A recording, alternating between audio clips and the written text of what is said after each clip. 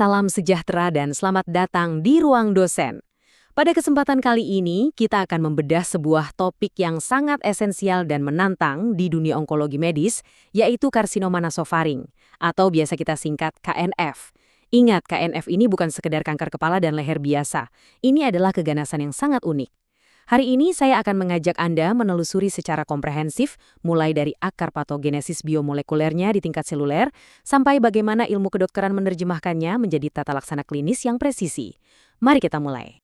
Untuk memudahkan pemahaman, ini adalah peta jalan materi kita hari ini. Kita akan mulai dari pendahuluan dan klasifikasi KNF, dilanjutkan dengan trias etiologi dan patogenesis, manifestasi klinis dan stadium, revolusi diagnostik biopsi cair, tata laksana multimodalitas terkini, dan terakhir, kita tutup dengan arah riset masa depan. Mari kita masuki bagian pertama. Pendahuluan dan klasifikasi KNF, tinjauan awal. Sebagai landasan pemahaman kita, karsinoma nasofaring ini adalah keganasan yang spesifik muncul dari sel epitel di permukaan nasofaring. Letaknya tersembunyi tepat di belakang rongga hidung. Nah, ada anomali epidemiologis yang sangat menarik di sini. Di sebagian besar belahan dunia, insiden KNF ini sangat rendah, angkanya kurang dari 1 kasus per 100.000 penduduk.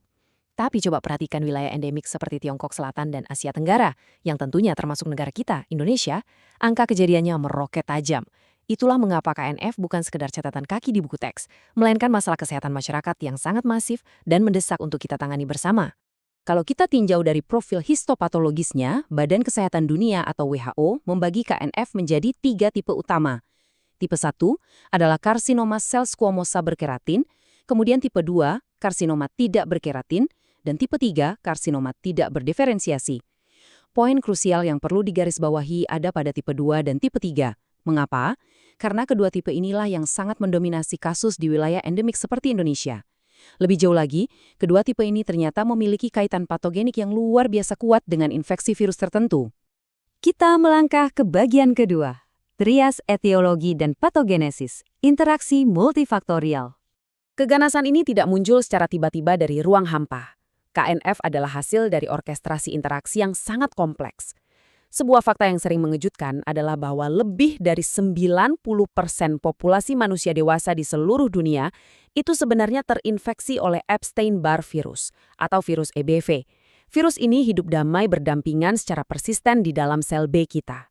Lalu muncul pertanyaan logis, kalau hampir semua orang memiliki virus EBV, kenapa hanya individu-individu tertentu saja yang akhirnya mengembangkan karsinoma nasofaring?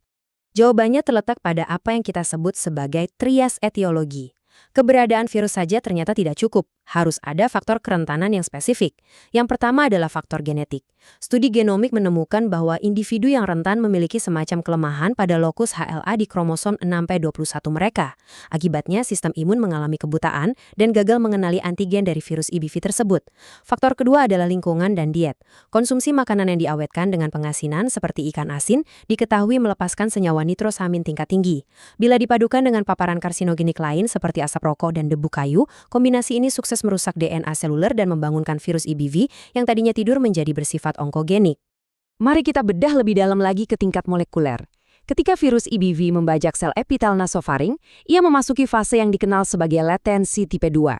Di fase inilah, ia mulai memproduksi protein-protein onkogenik yang mematikan. Perhatikan para pelaku utamanya. LMP1, ini ibarat saklar pertumbuhan yang rusak dan menyala terus, memaksa sel terus membelah, mencegah sel mati, dan memicu pembentukan pembuluh darah baru bagi tumor. Lalu ada LMP2A, yang memaksa sel mengabaikan kerusakan DNA. Selanjutnya, IBNA1 bertugas melumpuhkan sang penjaga genom kita, yaitu protein P53. Dan terakhir, molekul Ebers bekerja menciptakan semacam perisai inflamasi agar tumor kebal dari serangan sistem imun awal. Ini benar-benar sebuah sabotase seluler yang terstruktur.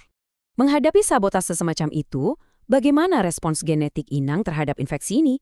Apakah sel kita hanya diam? Sayangnya, respons sel inang justru memicu serangkaian perubahan epigenetik yang merugikan.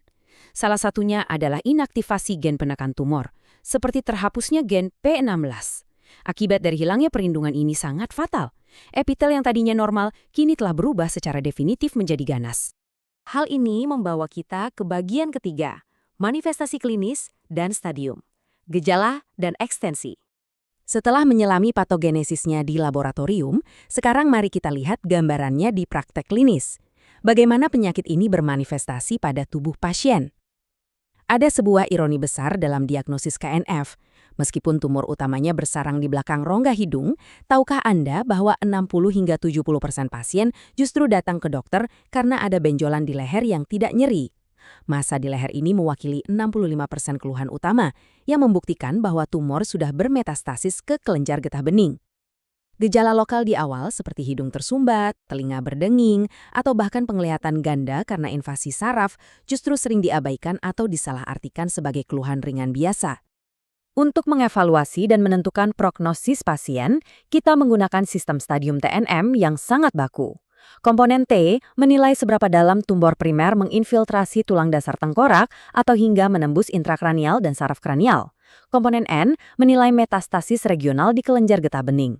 Dan M untuk melihat penyebaran jauh melalui darah ke tulang, paru-paru, atau hati. Sebagai tenaga medis profesional, poin yang sangat penting di sini adalah evaluasi klinis stadium KNF itu mutlak membutuhkan MRI. Mengapa? Karena resolusi jaringan lunak pada MRI jauh lebih superior dibanding CT scan untuk mendeteksi invasi perineural dan infiltrasi sumsum tulang yang sangat krusial dalam klasifikasi ini. Kita masuki bagian keempat, revolusi diagnostik biopsi cair, biomarker KNF.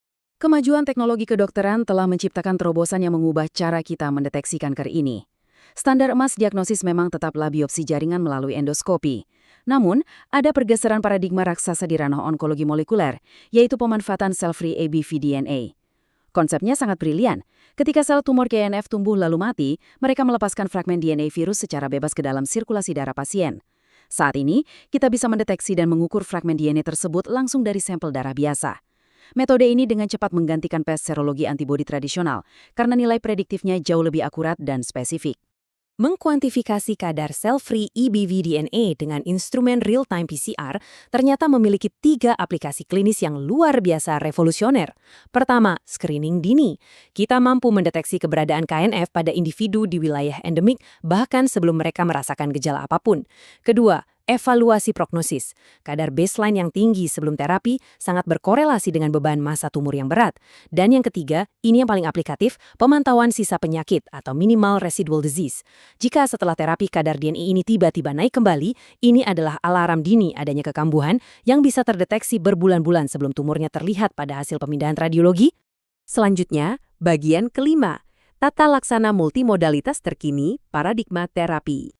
Mengingat lokasi anatominya yang sangat tersembunyi dan dikepung oleh struktur vital seperti batang otak serta arteri karotis, pembedahan radikal seringkali bukan opsi yang aman. Oleh karena itu, tulang punggung pengobatan KNF adalah radioterapi, mengingat sel KNF sangat sensitif terhadap sinar radiasi. Standar baku emas kita saat ini adalah IMRT atau Intensity Modulated Radiotherapy.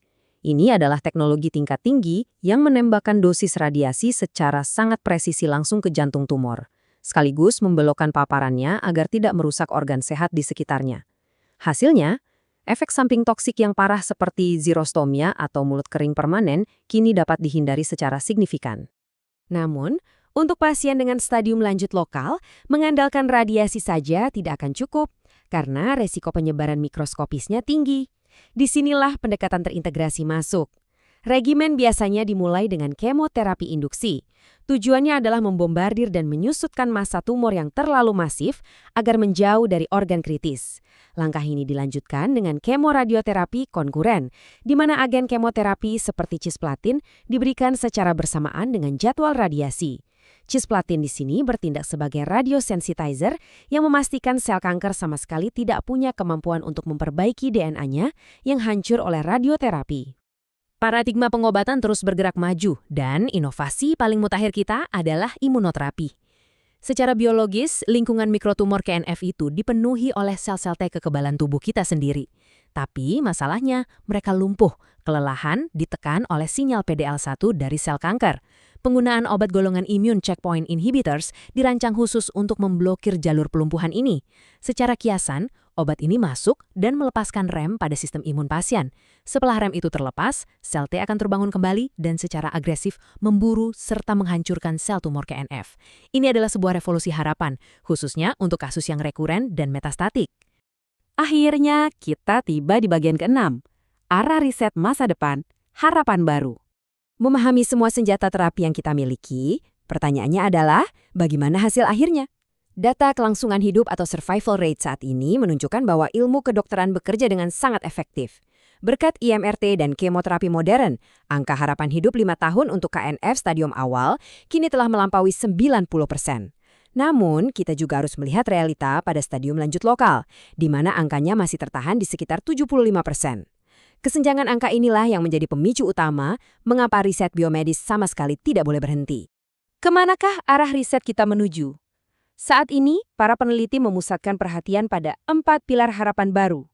Pertama, pengembangan vaksin terapi EBV yang secara spesifik menstimulasi sel T untuk membersihkan sisa sel ganas.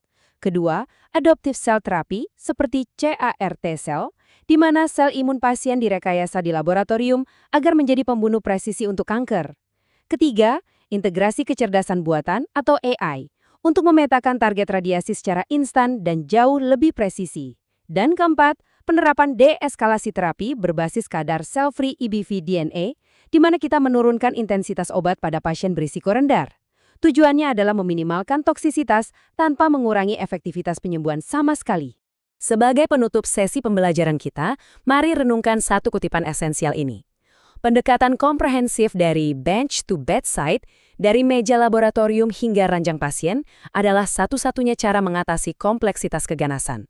Penanganan karsinoma nasofaring membuktikan bahwa dengan memadukan virologi molekuler, genetika, dan pengobatan presisi, kita semakin dekat dengan kemenangan akhir melawan kanker.